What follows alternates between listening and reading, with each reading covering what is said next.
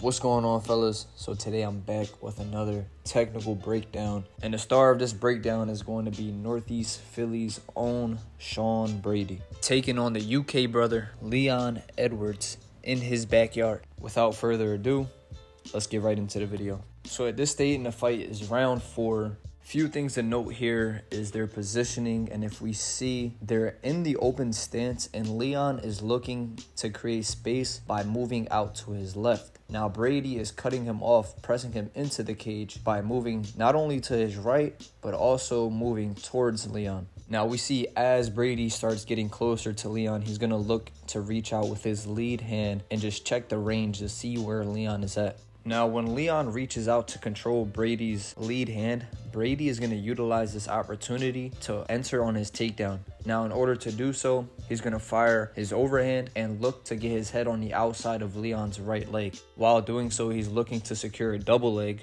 To get a deeper grip on the right leg of Leon, we're going to see Brady start shuffling over to his left and then get a deep bite with his left arm underneath the right leg of Leon.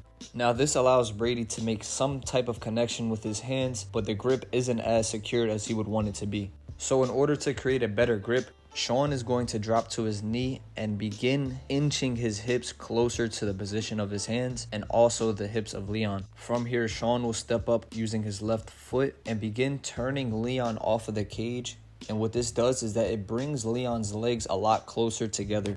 If we see in a previous frame, Leon's legs were split and they were pretty far from each other, making it difficult for Sean to finish the takedown.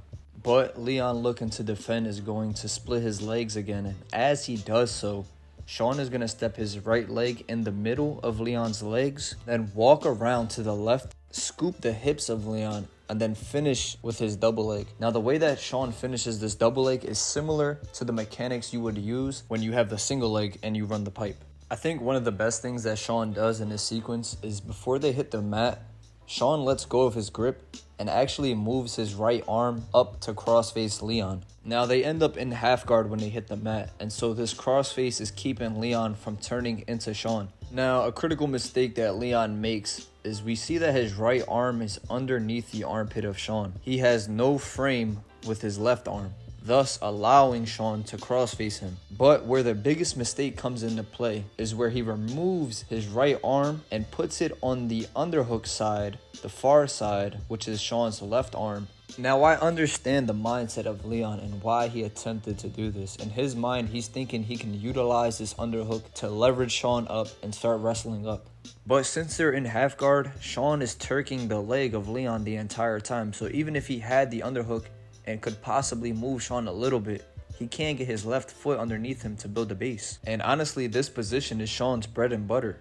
Now to make sure that Sean keeps Leon pinned, when Leon goes for the underhook, Sean is going to underhook the right leg of Leon, preventing him from turning in effectively. Not only this, but Leon is also in a dilemma here.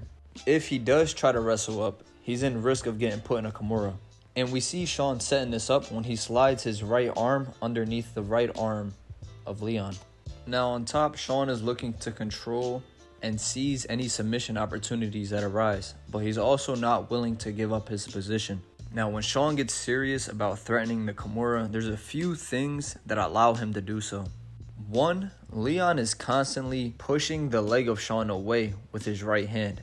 And I believe he's doing this to either recover guard and get his hips away, whatever it may be. And the way that we see Sean address this issue is that he slides his upper body down and over the underhook arm of Leon. While doing so, he's going to secure his right glove underneath the elbow. He's then going to let go of the underhook he has on Leon's right leg and begin controlling Leon's right hand. Now the thing with Sean that he does really well is that when one thing isn't there, he won't force it, but instead he will go to his next offensive move.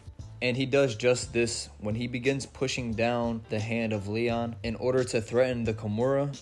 He will then bring his chest away, and this creates a space for him to weave his left hand under the crease of Leon's right elbow and begin separating Leon's arm from his upper body. If we notice too, while all of this is taking place, Sean is actively turking the left leg of Leon, keeping him from being able to get his hips out effectively.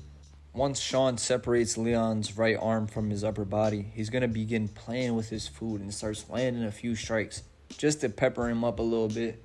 As he does so, he's also looking to keep the arm trapped in between the underhook that he has with his left hand and his head. For a brief moment, Sean is going to attempt a guillotine, and this keeps Leon honest on bottom and forces him to constantly have to react to different offensive things being thrown at him. I think another important thing to note is the way that Sean rides Leon out. He's riding him out across his body, and it's making it really difficult for Leon to move around on bottom. His left leg is getting constantly turked. He's got a lot of hip pressure on top of him, and the hip pressure is riding from his left hip across his right shoulder. And this makes it extremely difficult for the bottom man to even begin wrestling up. Now, when Sean is ready to stop playing with his food and get it over with, he's gonna bring his right elbow right to the head of Leon. From here, he will post his right hand and use his elbow to drag Leon's head off of the mat. And all of this space that he has created allows Sean to now throw his hand over the neck of Leon and begin attacking with a guillotine from the half guard position. Once Sean throws his arm over top of Leon's head, he's gonna post up on his toes, lift his hips up into the air, and then hide his glove underneath his right hip. Now, the reason why he does this is, one, it gives him a lot of leverage to crank on the neck of Leon, but because his glove is no longer in sight, it makes it damn near impossible for Leon to even begin fighting the hands of Sean. Now, Leon, in order to prevent Sean from stepping into mount, is going to trap Sean's left leg. And already from here, we see that so much pressure is being applied to Leon's neck that my man even starts trying to pull Sean's pants off. Like, what in the diddy is going on? I can't blame him though, because he's in pure panic mode at this point and he's fighting to survive by any means. Now, even though Sean has his leg trapped and he hasn't fully stepped into mount yet, his mindset from this position is that he's just going to crank Leon's neck so hard until he lets go of his leg and he can get what he wants.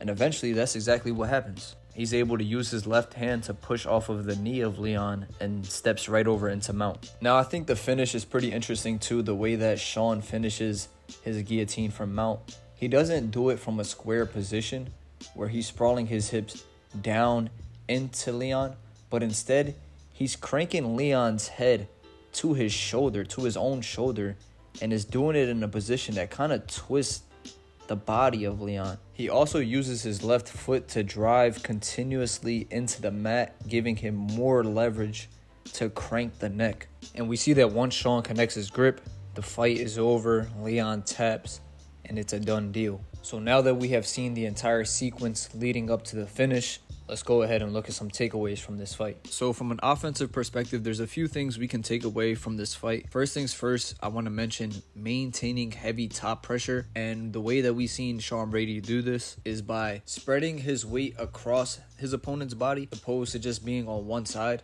And we see this especially when he's in half guard. Secondly, we've also seen Sean Brady use leg turks in order to control Leon's movements on bottom, and he specifically does this when Leon is trying to hip escape. So likewise, we can also use the same technique in order to control our opponents when they are on bottom. Another great technique that Sean uses is the crossface, and we've seen him utilize his crossface in order to pin Leon back onto the mat. Crossfaces are a great way to prevent our opponent from turning into us, especially when they're in half guard or side control, and Sean does a great job at using this technique effectively. On top of this, one of the best things that I think Sean did throughout this sequence is that he would threaten Kimura traps and guillotines to keep Leon reactive on bottom. The constant threats of being either Kimura or guillotine is forcing Leon to have to address these threats, thus keeping him preoccupied and allowing Sean to continue advancing his attack. Now, once Sean secured his grip around Leon's head, the final thing that I really liked that he did was that he hid his glove underneath his hip, preventing Leon from being able to defend the choke, which eventually led to the finish. Okay, now so for the defensive things that we can take away from this fight, first things first, I want to mention as a striker, we would like to maintain the center of the cage, especially against a good wrestler. And the reason why I say this is because wrestlers nowadays in modern MMA are really good at pinning guys against the cage and forcing reactions in order to finish their takedowns. And we see the way that Sean was able to pin Leon, creep his way up, and then get Leon moving to the point where he was able to finally secure a takedown. Secondly, I would like to mention that once we are taken down, we have to fight in order to not get pinned. We cannot accept positions that are pinning positions. The moment you accept a position like this, getting out becomes 10 times harder and your energy will start to get drained extremely quickly. Now, something that I think that Leon could have been doing better in these scenarios was to maintain his inside frames, and specifically in order to counter the crossface. Leon gave up his inside frame and eventually he was cross-faced back down into the mat into a pinning position. Now this one is just going to be something to keep in mind, and that's utilizing our underhooks and half guard. And so we seen Leon trying to utilize his underhooks in order to advance his position or at least get to a better position, but in the process of him doing so, he was putting himself in situations that would lead either to Kimura traps or guillotine attempts. Now, I'm not saying to never use the underhook in order to wrestle up, but this just is something to keep in mind. And that's all I got for you guys today. If you enjoyed the video and if you would like more content like this, go ahead and let me know in the comments what fight you would like to see me break down next, whether that's striking wise or grappling wise. I know we haven't really done any striking yet, so we can do that one as well. But once again, guys, thanks for watching, and I'll catch you on the next one. Oos.